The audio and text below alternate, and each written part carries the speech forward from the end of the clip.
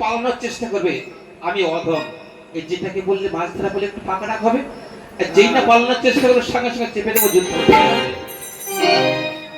বলছি। এই কথা চলো জাগুরা করুন আতো বাদে স্বর্ণ সন্তান পারে। আরে ভাই হ্যাঁ বলো, তোমরা কোথায় যাচ্ছ বললে? আমরা যুদ্ধে যাচ্ছি। ও তোমরা যুদ্ধ করতে যাচ্ছ? আরে ওই যে পিছনে একজন আসছে গোদা ভাই, হ্যাঁ বুঝিয়ে কথা, বুঝিয়ে কথা। ওকে নিয়ে তোমরা কোথায় যাবে? কোথায় যাবো মানে ও না গেলে আমাদের যাওয়াই হবে না। যাওয়া হবে না? না, কেন বলো তো? চলো যেতে যেতে বুঝতে পারবে। পথ চলিতে পথের মধ্যে যদি নদী বেঁধে যায় গো, আতো বাদে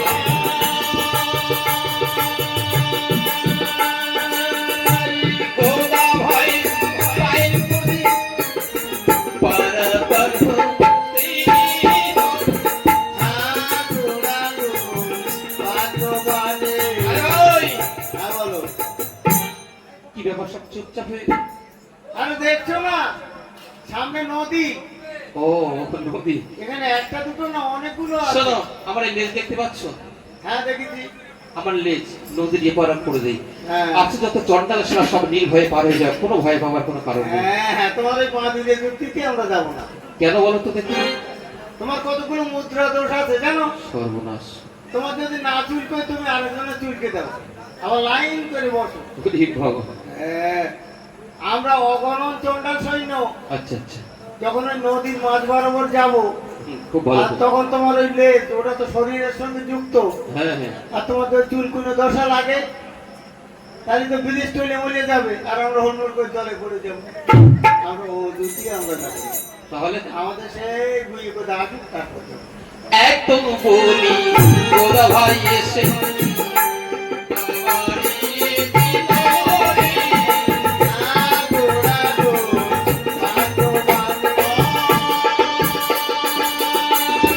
যত ছিল চন্ডাল সেনা সব একে একে পার হয়ে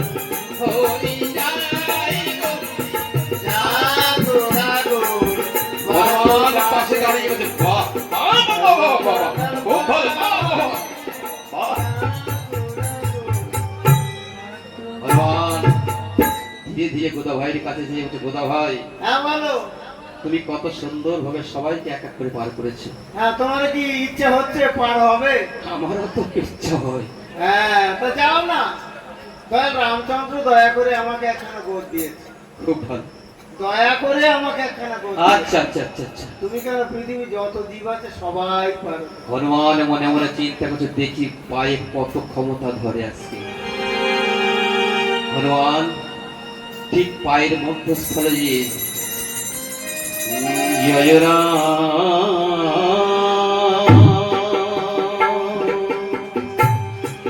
জয় রাম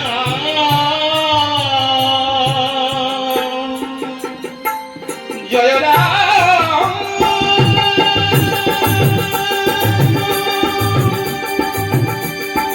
জয় রাম।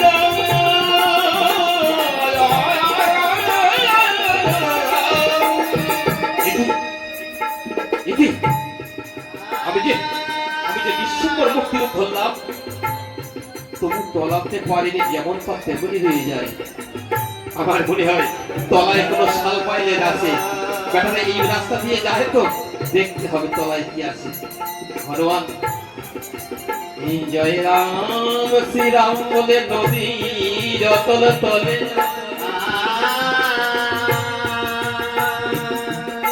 জয় রাম শ্রীরাম বলে হনুমান নদীর অতল তলে।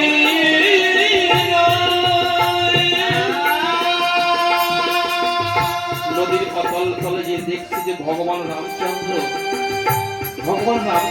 গোদা ভাইয়ের মাথায় ধরে আছে। হনুমান দেখে বলছে, প্রভু তুমি এখানে, প্রভু তুমি এখানে কেন? প্রভু তোমাকে তো দেখে এসেছি অযোধ্যায়, তুমি এখানে কেন প্রভু?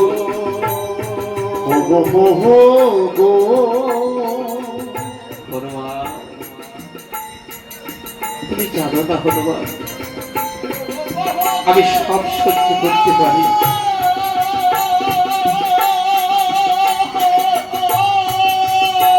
আমি সব সহ্য করতে পারি, কিন্তু দুটো বস্তু কখন আমি সহ্য করতে পারি না।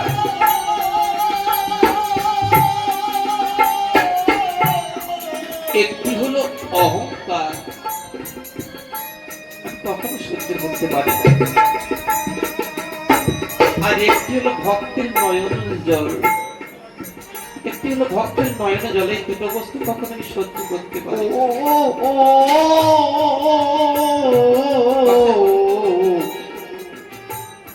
বিন্দু দিলে ভগবান সৈরইতে দেন।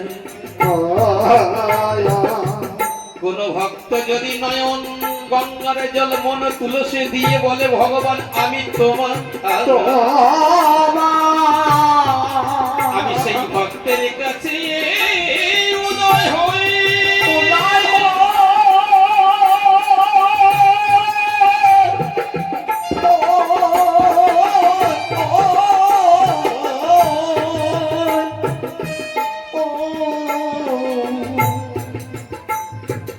কোন ভক্ত যদি গঙ্গার জল মন তুলসী দিয়ে বলতে পারে ভগবান আমি তোমার, ভগবান আর থাকতে পারে না।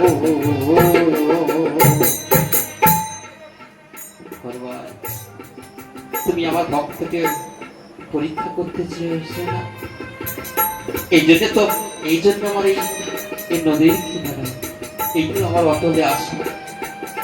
হনুমান লজ্জা পেয়ে কিনারায় উঠে ধীরে ধীরে গোদা ভাইয়ের কাছে যে বলছে, গোদা ভাই তুমি আমার ক্ষমা করে দাও। আরে ক্ষমার তো কোনো প্রশ্নই ওঠে না, আমি তো তোমার কোনো অন্যায় আমি ধরিনি।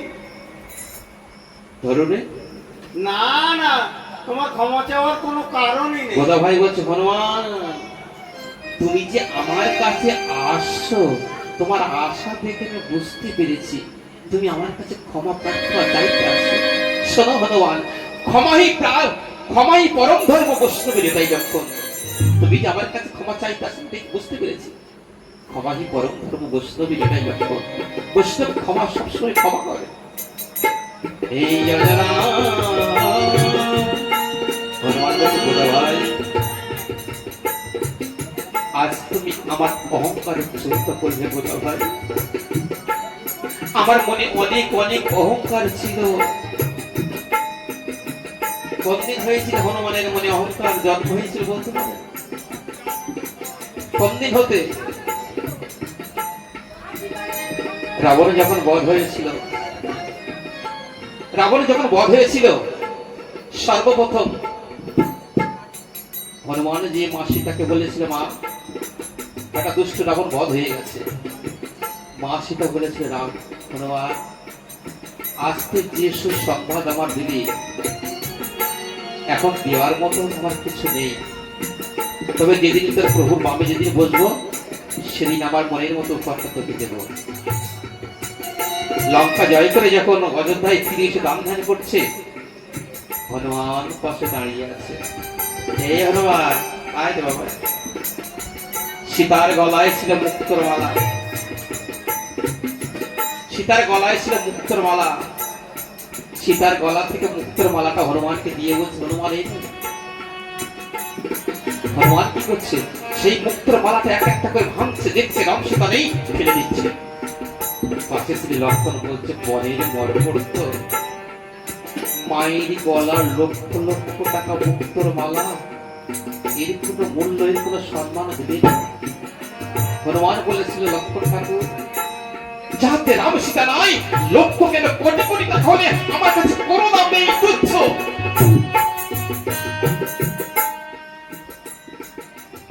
লক্ষণ বলছে, হনুমান তুমি এমন ভাব নিয়ে বলছো, তোমার মধ্যে কি রাম সীতা আছে তুমি দেখাতে পারবে?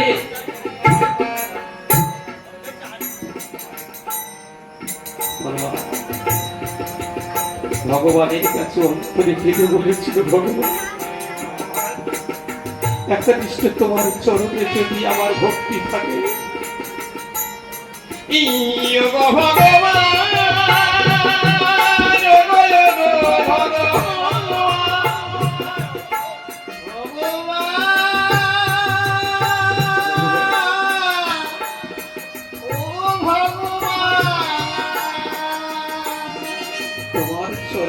যদি আমার এত কৃষ্ণ ভক্তি থাকে, কিছু সময়ের জন্য আমার এই হৃদয় ভক্ত মাঝে যুগল রূপটা দেখা। হনুমান জয় রাম শ্রীরাম বলে যখন বুক ছিঁড়েছিল, হে জয় রাম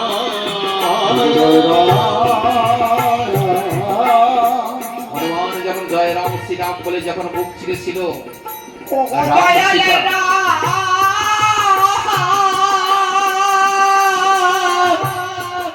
রাম সীতা যুগল রূপ দেখিয়েছিল। সেই দিন হতে হনুমান মনে মনে চিন্তা করেছিল যে আমার মতো পরম ভক্ত রাম ভক্ত পৃথিবীতে আর কেউ নেই। সেই দিন থেকে অহংকার জন্ম হয়েছে।